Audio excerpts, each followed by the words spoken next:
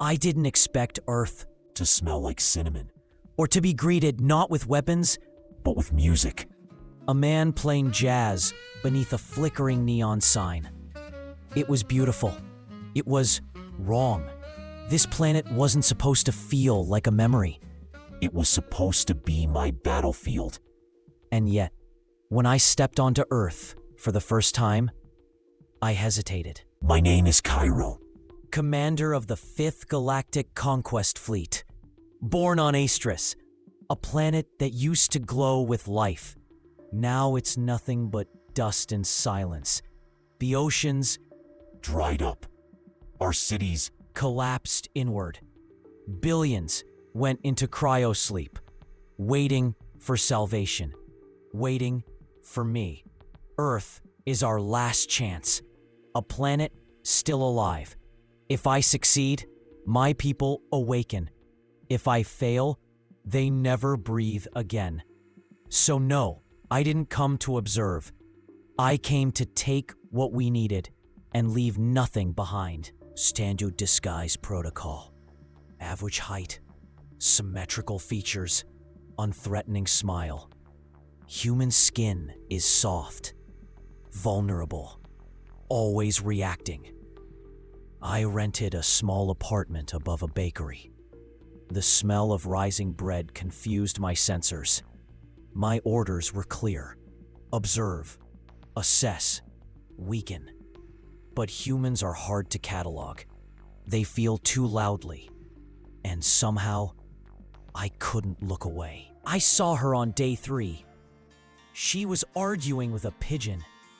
No, negotiating. A few crumbs in her hand, like she expected diplomacy.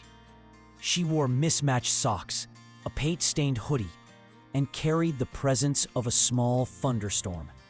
My neural grid spiked. She looked up, smiled at me, like she knew me. And just like that, the mission began to crumble. She caught me staring, walked straight up to me. Nice sketchbook, she said. I wasn't holding one. Before I could respond, she added, You're not from around here, are you? My internal systems glitched. Had she seen through me? She grinned. Relax. Artists never are. Leela, painter, coffee addict, occasional conspiracy theorist. She offered to show me the city, the tourist version and the secret one. It wasn't in the invasion protocol, but neither was the way her laugh made my chest ache. She walked like time couldn't catch her, and I followed, forgetting I was supposed to be the conqueror. I documented everything. The way she sang while painting. The way she rolled her eyes when people said vibes. The freckles on her left shoulder. I stopped sending reports, started writing poetry in a dead language only my ancestors would understand. I was no longer studying Earth. I was studying her. Do you ever feel like you're pretending to be human? She asked. Yes, but I said nothing.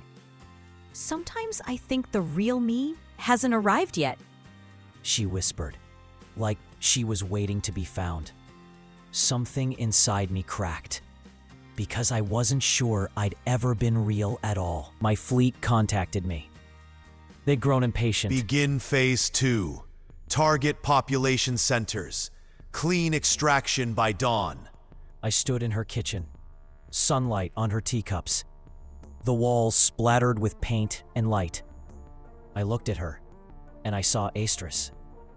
Not what it was, what it could have been, and I realized I couldn't let this world end. What do you do, Cairo? She asked. I smiled. Import-export, I said. She squinted, mock suspicious. Of what exactly? I shrugged. Just possibilities. She laughed, and I wished I had never seen the stars, because for the first time, I wanted to stay on just one planet, one rooftop, with her. Every night before sleep, I review the Astrus data logs. Not because I need to, I know them by heart, but because I'm afraid to forget. Afraid that if I let go of their faces, their names, they'll fade for good. 10 billion lives in stasis, waiting for me to press the button that saves them or damns this world. And lately, I've started stalling. Leela paints like she's trying to stop time, with chaos and color and joy. She says things like, love is a rebellion, and nothing true is ever efficient. I used to think emotion was a flaw. Now I think, maybe it's what makes a world worth saving. And the more I watched her, the more I forgot how to destroy. Commander Cairo. The transmission burned into my skull. You have 5 Earth rotations. Complete the purge, or we reassign command. My hands shook. They never shook before. My people will die without me. But so will she. So will this city of light and scent and song. I am the blade, and I'm pointing it at both homes. I dreamt of Astrus that night. Not the ruins, but how it was. My sister running through the glowing fields. My mother's voice echoing through the data halls. The laughter of a people that no longer breathes. Waking up to the sound of Leela's singing felt like betrayal. But I didn't cover my ears. I just let her finish. I feel like you're always somewhere else, She said, stirring her coffee. I wanted to say, I'm fighting a war inside my chest. Instead, I said, I'm just distracted. She smiled, soft and sad. You don't have to stay, you know. But I wanted to stay. And that was the most dangerous part. I broke protocol. Accessed the ship's observation feeds. They'd been watching me and her. They had facial scans, emotional readouts, risk assessments. They'd labeled her primary attachment, strategic liability. My heart dropped because I knew what came next. I met Lila in the park, brought her coffee, sat beside her like nothing was wrong. But everything was. Hey, She said, you okay? and I wanted to scream, they're going to erase you. Instead, I kissed her forehead and whispered, run. That night, I stood before the projected avatar of the High Strategist. You've been compromised. He said. Earth is not yours to save. I clenched my fists. She's not a threat. She is a trigger. You were designed to function, not to feel. But I do feel, I said. And that terrified me more than anything, because I knew he was right. I'd been broken by her smile. I began a new plan. Not conquest, not resistance. Extraction. Get Leela out. Somewhere far, shielded from what was coming. I rewired satellites, rerouted drone paths. But every second I delayed, I felt the fleet drawing closer. Like thunderclouds made of metal. I need to tell you something, I said. Leela laughed. You finally aspire something? I didn't smile. I showed her the sky, the way it shimmered just slightly. The outline of ships above the clouds. She didn't scream. She just said, You're not here to stay, are you? and I, the great commander, conqueror of worlds, said nothing. Because I didn't know what to choose anymore. I had 48 hours. I told Leela everything. Not just about me, about Aestris, the dying sun, the frozen lives, the burden I carry like a second spine. I expected her to run. She didn't. She just said, Then let's save both worlds. as if it were that simple. As if love could rewrite battle plans. They came early. The ships breached the atmosphere like knives through silk. People screamed. Sky fractured. I hadn't ordered the attack. Someone else had. A new commander. They'd replaced me. Declared me emotionally corrupted. The war had begun. And I was on the wrong side of my own fleet. Humans didn't fold. They fought back. I watched a girl with pink hair throw a Molotov at a scout drone.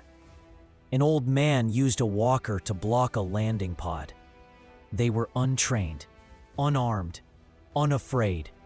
And I realized Earth wasn't helpless. It was furious. They targeted the city first.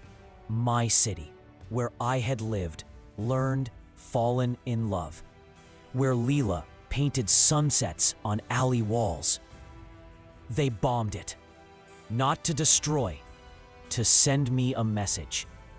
Aestris had one rule: never let attachment delay logic. And I had broken it. Now they were breaking everything else. You said they wouldn't come.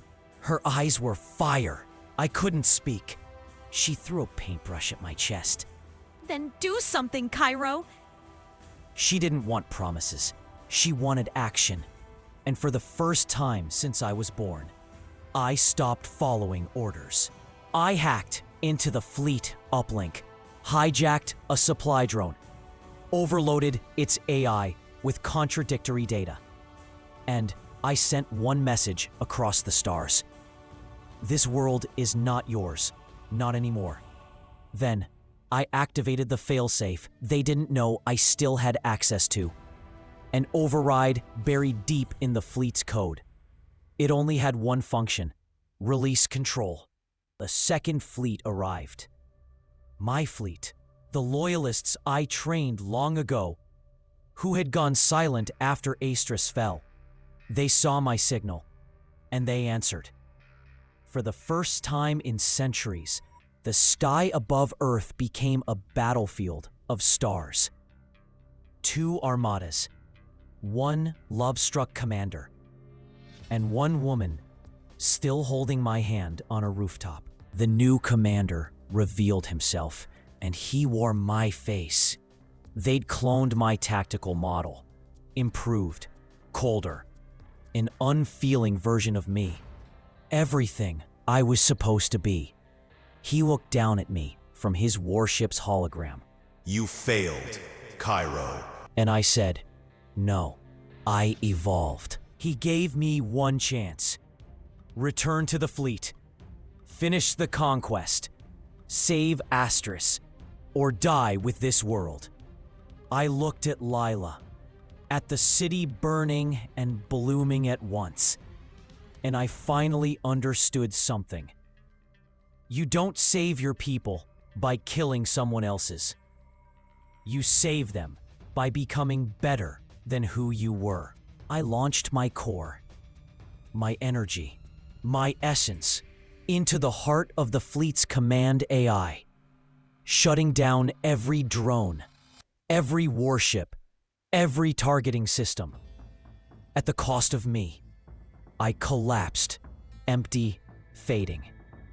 Leela caught me and whispered, You did it. and in that final breath, I wasn't Cairo the commander. I was just a man, finally free.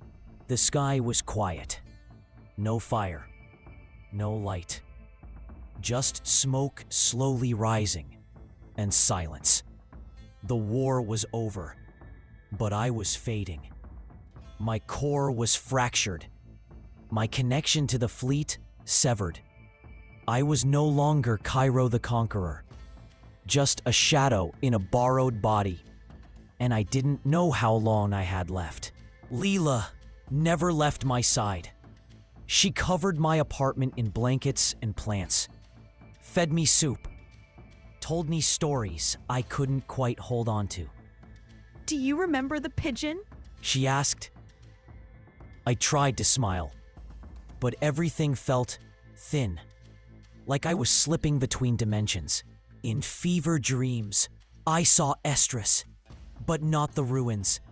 I saw people waking up, children blinking in light, lakes refilling, life returning. Somehow, my sacrifice had reached them. I had traded myself for a second chance, and they were alive. Don't want you to go. Leela whispered. I know, I said. But if I do, promise me something. She wiped her tears. Anything. Paint the sky like it used to be. The blue of Estrus. Let them remember. She nodded, and I let myself close my eyes. Just for a moment. Then, everything blinked. Not me. The world. Reality shivered. I was standing in a strange chamber. Clean. White. Monitors pulsing. A face in front of me. My own. But older. Wiser. Tired. You didn't die, He said. I pulled you out, just before full dissipation. The clone. The one who replaced me. I don't understand. You chose life, I chose logic. And somehow, that made you stronger. He smiled. I want to learn. From you. For a moment, I didn't hate him. I saw a part of myself healing.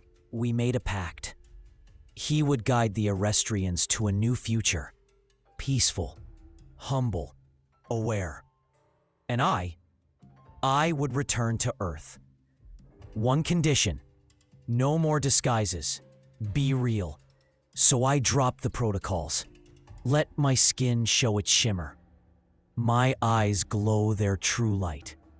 No more lies. When I returned, Lila was painting the sky. Blues I'd never seen before. Her back turned. She didn't flinch when I spoke.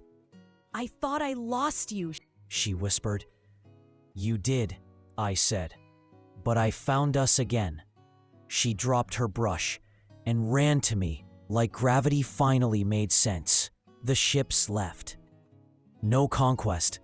No war. Just observation. Friendship. Earth was no longer a target. It was a teacher. And somewhere on Iestris, children were learning to paint. Learning the names of Earth's trees and how jazz sounds under a neon light. I came to conquer Earth, and instead, it taught me how to live. Not as a commander, not as a weapon, but as something far more dangerous. A soul with a choice. And I chose her.